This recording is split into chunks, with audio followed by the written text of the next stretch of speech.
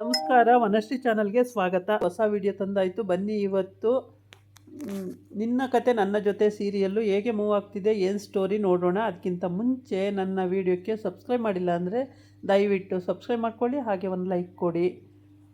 ಅಂಜು ಹೇಳ್ತಾಳೆ ಅವ್ರ ಅಮ್ಮಂಗೆ, ಅಮ್ಮ ನಿನ್ನನ್ನು ಜೈಲಿಗೆ ಕಳಿಸ್ತವರು, ನಮ್ಮ ಅಪ್ಪನ ಸಾಯಿಸ್ತವರು ಇಬ್ಬರೂ ನಾನು ಸುಮ್ಮನೆ ಬಿಡಲ್ಲ. ಅವ್ರನ್ನ ಸರ್ವನಾಶ ಮಾಡೋವರೆಗೂ ನನ್ನ ಶಪಥ ಕಣಮ್ಮ, ನೀನು ಎದುರು ಬೇಡ, ಸುಮ್ಮನಿರು. ಅವ್ರ ಹತ್ರ ಒಳ್ಳೆಯವಳಾಗೆ ಇದ್ದು ನಾನು ನಿನಗೆ ನ್ಯಾಯ ಒದಗಿಸ್ಕೊಡ್ತೀನಿ.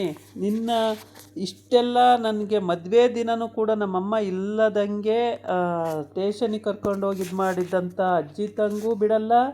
ಆಮೇಲೆ ಶರಣು ನನ್ನ ಅಪ್ಪನ ಸಾಯಿಸಿದಂಥ ಶರಣನೂ ನಾನು ಬಿಡಲ್ಲ. ಇಬ್ಬರೂ ನಾನು ಏನಾದ್ರು ಒಂದು ಮಾಡ್ತೀನಿ, ಸುಮ್ಮನಿರಮ್ಮ, ನೀನು ಎದುರು ಬೇಡ ಅಂತ ಹೇಳ್ತಾಳೆ. ಅಯ್ಯೋ ಸಬಾಷ್ ಮಗಳೇ, ನಿನ್ನಂಥ ಮಗಳು ಹುಟ್ಟಿದಕ್ಕೂ ಸಾರ್ಥಕ ಆಯಿತು.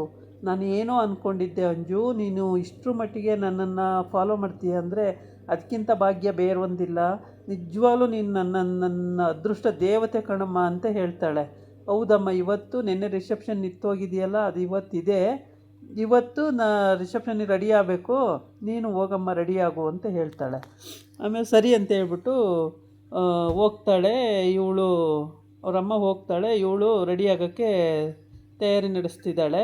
ಈ ಕಡೆ ಬಂದು ಅಜಿತ ಸತ್ಯನ ಕೈಲಿ ಹೇಳ್ತಾವನೆ, ಇದು ಹೇಗೆ ಸಾಧ್ಯ, ಅಷ್ಟೆಲ್ಲ ಕ್ರಿಮಿನಲ್ ಆ್ಯಕ್ಟಿವಿಟೀಸ್ ಮಾಡಿರೋ ಅಂಥ ನಮ್ಮ ಅತ್ತೆನ ಹೇಗೆ ಈ ಶರಣ್ ಮಾಮ ಬಿಡಿಸಿದ್ರು, ಯಾಕೋಸ್ಕರ ಬಿಡಿಸಿದ್ರು, ಇವರಿಗೂ ಏನು ಇದು ಮಾಡಬೇಕಿತ್ತು, ಇಷ್ಟೆಲ್ಲ ಅನ್ಯಾಯ ಮಾಡಿರೋರನ್ನ ಹೆಂಗೆ ಬಿಡ್ಸೋಕ್ಕೆ ಇವರು ಬೇಲ್ ಕೊಟ್ಟರು ಅಂತೇಳಿ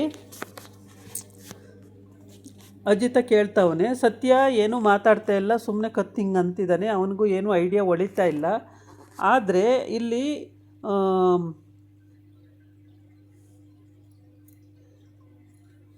ಭೂಮಿ ಹೇಳ್ತಾಳೆ, ಅಲ್ಲ ನಮ್ಮಮ್ಮ 7 ವರ್ಷದಿಂದ ಜೈಲಲ್ಲೇ ಕೊಳಿತಾ ಇದ್ದಾರೆ, ನಮ್ಮಮ್ಮಂಗೆ ನೀವು ಬಿಡುಗಡೆ ಭಾಗ್ಯ ಕೊಡೋಕ್ಕಾಗಿಲ್ಲ, ಆದರೆ ಇವ್ರಿಗೆ ಅಂಜು ಅಮ್ಮಂಗೆ ತಕ್ಷಣ ಬಿಡುಗಡೆ ಸಿಕ್ಬಿಡ್ತಲ್ಲ, ಹೇಗೆ, ಅವರು ಎಷ್ಟು ಕಷ್ಟಪಡ್ತಿದ್ದಾರೆ ನಮ್ಮಮ್ಮ ಅಲ್ಲಿ ಜೈಲಲ್ಲಿ ಅಂತ ಹೇಳ್ತಾಳೆ.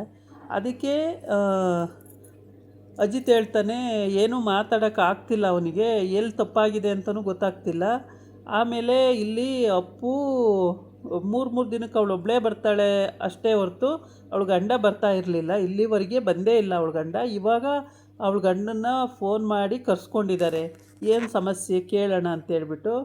ಇಲ್ಲಿ ಸಂಗೀತ ಗಂಡ ಮತ್ತು ಸಂಗೀತ ಮತ್ತು ಭೂಮಿ ಎಲ್ಲರೂ ಇದ್ದಾರೆ. ಎಲ್ಲರೂ ಕೇಳ್ತಾ ಇದ್ದಾರೆ, ಯಾಕೆ ನೀವು ಯಾವ ಫಂಕ್ಷನಿಗೂ ಬರಲ್ಲ, ಏನಕ್ಕೆ ಕರೆದ್ರೂ ಬರಲ್ಲ, ಯಾವಾಗ ನೋಡಿದ್ರೂ ಫಾರಿನ್ ಹೋಗಿದ್ದಾರೆ, ಮೀಟಿಂಗ್ ಹೋಗಿದ್ದಾರೆ ಅಂತಾಳೆ ಅಪ್ಪು, ಏನು ಸಮಸ್ಯೆ ಅಂತ ಕೇಳ್ತಾರೆ. ಆವಾಗ ಅವನೇನೋ ಹೇಳಬೇಕು ಅಂತಿರ್ತಾನೆ. ಅಪ್ಪು ಮಾತ್ರ ಗಾಬರಿ ಆಗಿದ್ದಾಳೆ. ಯಾಕೆ ಅಂತಂದರೆ ಎಲ್ಲಿ ಏನೇನು ಹೇಳ್ಬಿಡ್ತಾನೋ ಅಂತೇಳ್ಬಿಟ್ಟು ಅವಳು ಗಾಬರಿಯಾಗಿ ನೋಡ್ತಾ ಇದ್ದಾಳೆ. ಆದರೆ ಇಲ್ಲಿ ಬಿಡ್ತಾ ಇಲ್ಲ.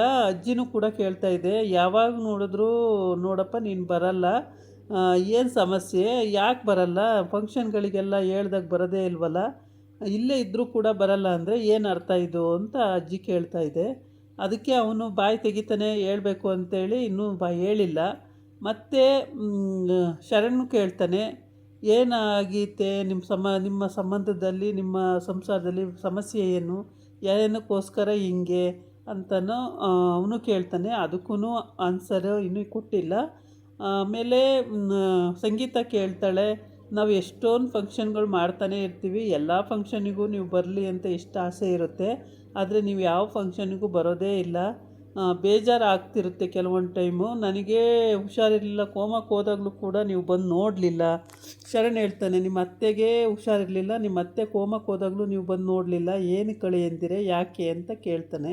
ಅದಕ್ಕೂ ಅವನ ಆನ್ಸರು ಇನ್ನೂ ಕೊಡಬೇಕು ಅನ್ನೋವಷ್ಟರೊಳಗೆ ಮತ್ತೊಬ್ಬರು ಕ್ವಶನ್ ಕೇಳ್ತಾರೆ, ಹ್ಞೂ ಅನ್ನೋವಷ್ಟರೊಳಗೆ ಮತ್ತೊಬ್ಬರು ಕ್ವಶನ್ ಕೇಳ್ತಾ ಇದ್ದಾರೆ. ಇದೇ ರೀತಿಯಾಗಿ ಅವನಿಗಿನ್ನೂ ಉತ್ತರ ಕೊಡೋಕ್ಕೆ ಆಗಿಲ್ಲ. ಅವನ ಉತ್ತರ ಏನಾಗಿರುತ್ತೆ ನೋಡೋಣಂತೆ. ಆದರೆ ಸಂಗೀತಗೂ ಭೂಮಿಗೂ ಬೇಜಾರಾಗಿದೆ. ಏಕೆ ಅಂತಂದರೆ ಅಪ್ಪು ಮಾತ್ರ ಅವಾಗ ಬರೀ ಒಂದು ಫೋನ್ ಕಾಲ್ ಮಾಡಿ ಸಾಕು, ರೆಡಿ ಆಗ್ತಾಳೆ ಬಂದು.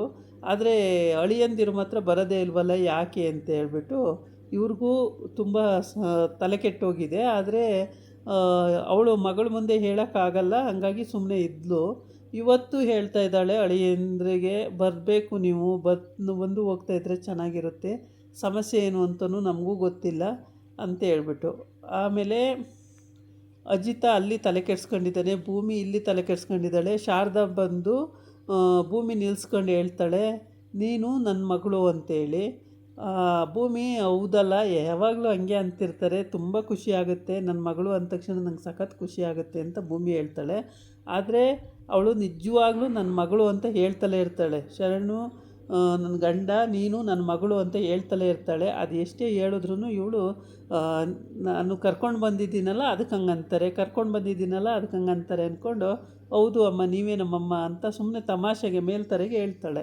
ಆದರೆ ನಿಜವಾಗ್ಲೂ ಶಾರದನ ಮಗಳೇನೆ ಭೂಮಿ, ಮನಸ್ವಿನಿ ಇವಳೇನೆ. ಈ ಅವಾಗ ಕಷ್ಟದ ಕಾಲದಲ್ಲಿ ಅಪ್ಪ ಒಂದು ಕಡೆ ಅಮ್ಮ ಒಂದು ಕಡೆ ಇವಳೊಂದು ಕಡೆ ಆದಾಗ ಅವಳ ಹೆಸರನ್ನ ಚೇಂಜ್ ಮಾಡಿರ್ತಾರೆ, ಮನಸ್ವಿನಿ ಹೋಗಿ ಭೂಮಿ ಆಗಿರ್ತಾಳೆ.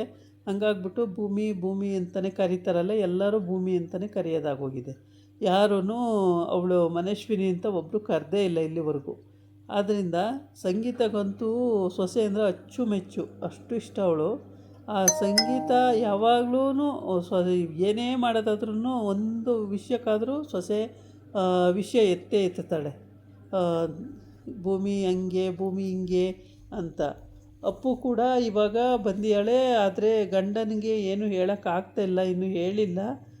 ಮೋಸ್ಟ್ಲಿ ನಾಳಿನ ಎಪಿಸೋಡಲ್ಲಿ ಹೇಳ್ಬೋದು ಅಂತ ಕಾಣುತ್ತೆ. ಅವರಿಗೆ ಏನಪ್ಪ ಅಂತ ಅಂದರೆ ಏನೋ ಸಮಸ್ಯೆ ಇದೆ ಅನಿಸುತ್ತೆ, ಗಂಡ ಹೆಂಡ್ತಿದೆ ಸಮಸ್ಯೆ ಇರ್ಬೋದು. ಬೇರೆ ಏನಾರ ಆಗಿದ್ದಿದ್ರೆ ಬಂದು ಹೋಗಿ ಮಾಡ್ಬೋದಿತ್ತೇನೋ, ಆದರೆ ಇಲ್ಲಿ ಹಂಗಾಗಿಲ್ಲ. ಇದು ಅವ್ರದ್ದೇ ಸಮಸ್ಯೆ ಆಗಿರೋದ್ರಿಂದ ಗಂಡ ಹೆಂಡ್ತಿದೆ ಅವರೇ ಇವ್ರ ಹತ್ರ ಹೇಳಬೇಕು, ಇಲ್ಲಾಂದರೆ ಅವರಿಬ್ಬರೇ ಬಗೆಹರಿಸ್ಕೋಬೇಕು. ಇವ್ರ ಹತ್ರ ಹೇಳಿದ್ರೆ ಇವರು ಸಾಲ್ವ್ ಮಾಡ್ತಾರೆ ಮನೆಯವರು, ಇಲ್ಲ ಅಂದರೆ ಅವರೇ ಬಗೆಹರಿಸ್ಕೋಬೇಕಾಗುತ್ತೆ. ಏನು ಸಮಸ್ಯೆ ಇದೆ, ಏನು ಪ್ರಾಬ್ಲಮ್ ಅಂತ ಇವ್ರು ಹೇಳ್ಕೊಬೇಕಾಗುತ್ತೆ ಇಬ್ಬರೂ ಗಂಡ ಹೆಂಡ್ತಿ. ಅದನ್ನು ಅವರು ಬಿಡಿಸಿ ಯಾವ ರೀತಿ ಕೇಳಬೇಕು ಅಂತ ಗೊತ್ತಾಗ್ದೇ ಪಾಪ ಅವರೂ ಎಲ್ಲ ರೀತಿಯೂ ಕೇಳಿ ನೋಡ್ತಾ ಇದ್ದಾರೆ, ಆದರೆ ಬಾಯಿ ಬಿಟ್ಟು ಹೇಳ್ತಾ ಇಲ್ಲ. ಅವಳು ಇಷ್ಟು ದಿನ ಬಂದ್ರೂ ಅಪ್ಪನೂ ಬಾಯಿ ಬಿಟ್ಟು ಹೇಳಿಲ್ಲ. ಅವಳ ಗಂಡ ಇವಾಗ ಬಂದಿಯಾನೆ, ಅವನು ಹೇಳ್ತಾಯಿಲ್ಲ. ಇದಾಗಿತ್ತು ಇವತ್ತಿನ ವೀಡಿಯೋ. ನಾಳೆ ಇನ್ನೊಂದು ವೀಡಿಯೋ ಜೊತೆ ಬರ್ತೀನಿ. ನಮಸ್ಕಾರ.